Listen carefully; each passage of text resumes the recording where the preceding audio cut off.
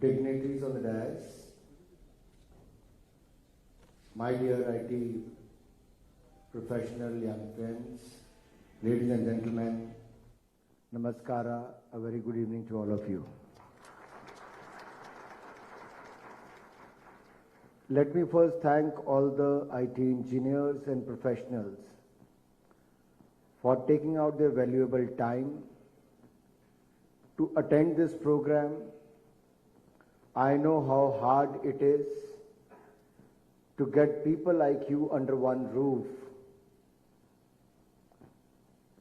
Getting under one roof is an uphill task, but having such a disciplined crowd, let me bow my head in front of you and thank you for being here and listening to all this very patiently. Well, why IT sector? What is IT sector? What does IT stand for?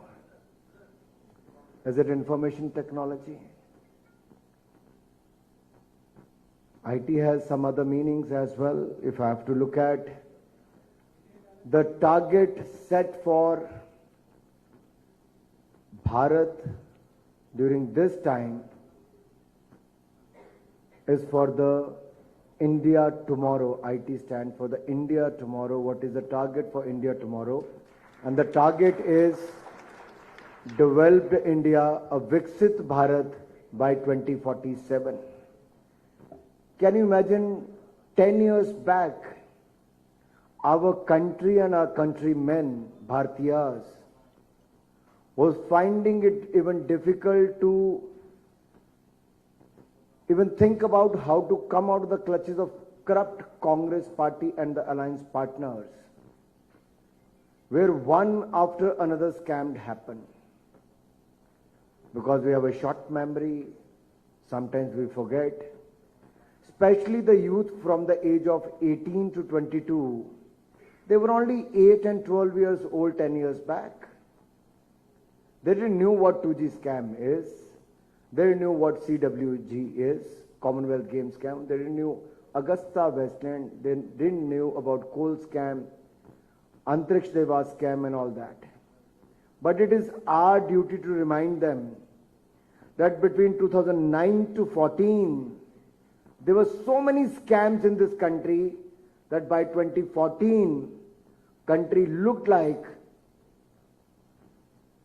the growth is stagnant, inflation is high, and policy paralysis was hitting the country hard, and we were looking at an option, a way out, how to move ahead.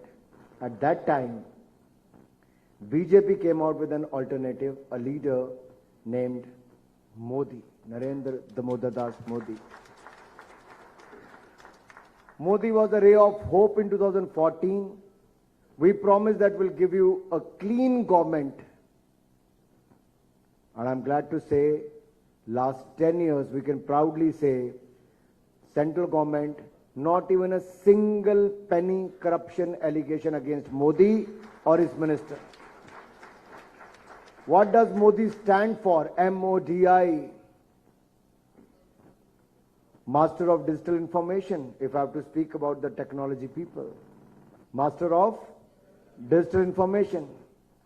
But Modi also stands for Maker of Developed India, a Viksit Bharat.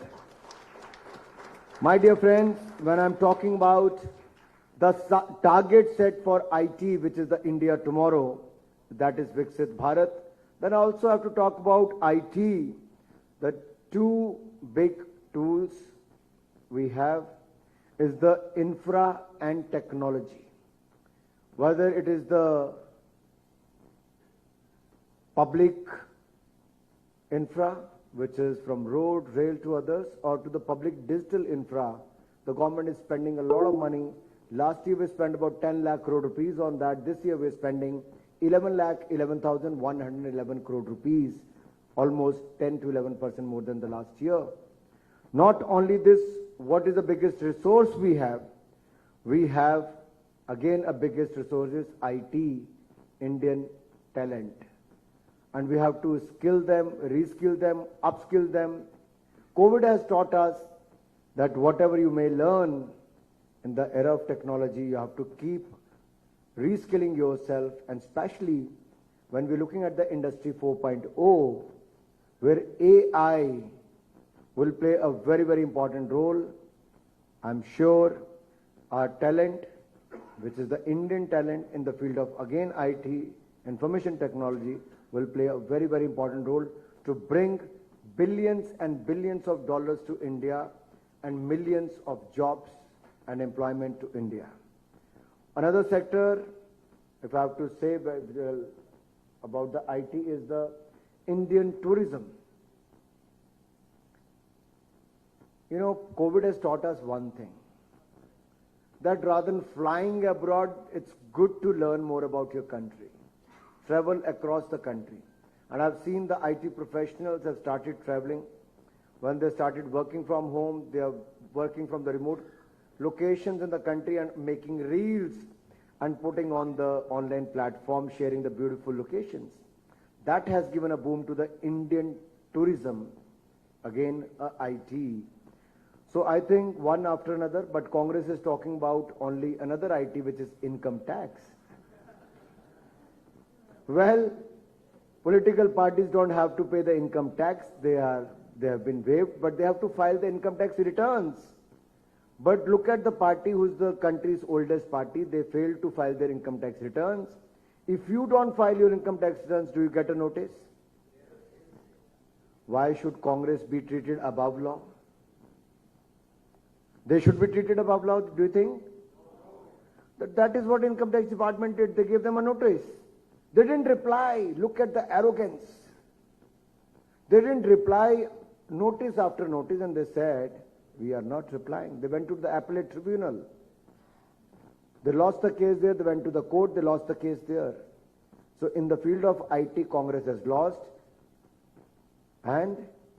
But India is going to gain as far as IT is concerned. Our direct taxes, indirect taxes collection are getting better and better with each passing day. Well, I was sitting with a very young girl today, and she has started speaking A, B, C, D. But for your terminology, the A stands for artificial intelligence today. B stands for Bhim UPI, which has made India the largest digital payment makers in the world. When we started with this digital payment interface, lot many people in the country said, what is going to happen? I'm going to show that to you on this significant journey towards Viksit Bharat. I'm going to give a presentation to you. C stands for chips. I wish the Congress has started, or the previous government has started, the semiconductor industry way back. Then we should not have been dependent on Taiwan and other countries. Today, this month only, Prime Minister Modi laid the foundation of 3 semiconductor units worth more 1,14,000 crore rupees. That means India will be Atmanirbhar Bharat in the field of semiconductors, making chip and fabs in the future. D is for the development, D is for the digital, and D is for the data, and data privacy is very, very important. I can go on with the ABCD. I don't want to get into that mode. But all I'm trying to say is India in each and every sector is not only looking at growing at a minimal pace, but we want to be the leader in that area. And I'd like to throw some light on through the slides, what we are going to do, how we are going to do. Shall we start? So what does this show you? See, 10 years back where we were, and today we are from sports to space and science to startups. It is India's decade. We have won our highest medals in the Tokyo Olympics, Paralympics, then the Deaf Olympics, Commonwealth Games. We won 61 medals, and in the Asian Games, earlier we used to score centuries in cricket, but this time Asian Games we won 107 medals, and Para-Asian Games 111 medals. Could you see the next photo? What is this? Chandrayaan mission. No other country could do what India did. Landed on the south pole of the moon. India was the first to do that. Japan is the second, and US is the third. That is how India is progressing. COVID vaccine. Well, if we would have looked at only Akhilesh Yadav, Lalu Yadav and Rahul Gandhi, who was saying, no, don't use the Make in India vaccine, then even today you would have been looking at the US or other countries for the imported vaccine, what the country did for the first 50, 60 years in the country. But it was the new India. We made 2 vaccines at home, administered 2.2 billion vaccines, 220 crore vaccines, free of cost to the Indians, and also provided vaccine to 157 countries. 157 countries India provided. My dear friends, I'm standing in the Bangalore South, the constituency which always stood with BJP, always supported BJP, but they have also supported the startups. Here is the startup ecosystem. If anyone flies into India, if they have to come to the startup hub, that is the Bangalore. And look where we were about 7 years back. We were nowhere. We had only 500 startups. Today we have 1,20,000 startups with a valuation of 454 billion US dollars. 454 billion US dollars. That is the progress. 110 unicorns we have today. And let me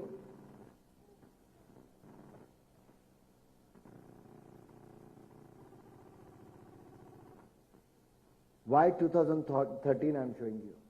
We were among the fragile 5 economies of the world. With the good policies and implementation of the Modi government, from fragile 5, we are the 5th largest economy of the world today. In 2014, with the coming of Modi, the transition began, and you might have remembered Modi used to say, reform, perform and transform, and I'm here to inform. So, in 2022, IMF, World Bank and others said, in the glooming global economy, India is the shining and the bright spot.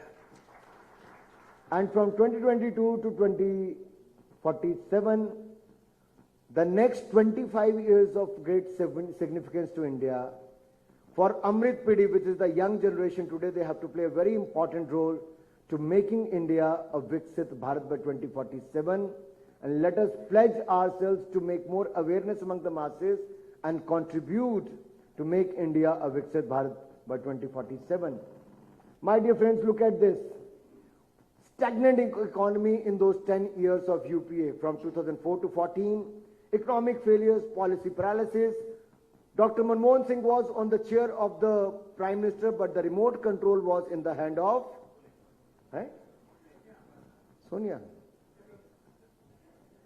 So, you remember where the power lied? So it was full of scams, crony capitalism, lack of political will during that time. And the ratings degraded, FDI decreased, exports reduced. But what transformed in the last 10 years? Look at the next graph. Look at this. 2014 we were 4.6%. Today we are at 8.4% GDP growth rate in the quarter 3 in the last financial year. And if you look at the CAGR inflation, it has come down from 8.7% to 4.8%. If you look at the US and others, that has gone up, whereas in India, it has come down, the inflation. The FDI in 2014, in the financial year 14, it was 36 billion US dollars, and the last year, it was $71 billion. And if you look at the export, it has gone up from $466 billion to $770 billion. 617 is our forex reserves, which has gone more than 2 times, and current account deficit has actually come down from 5.1% to mere 2%.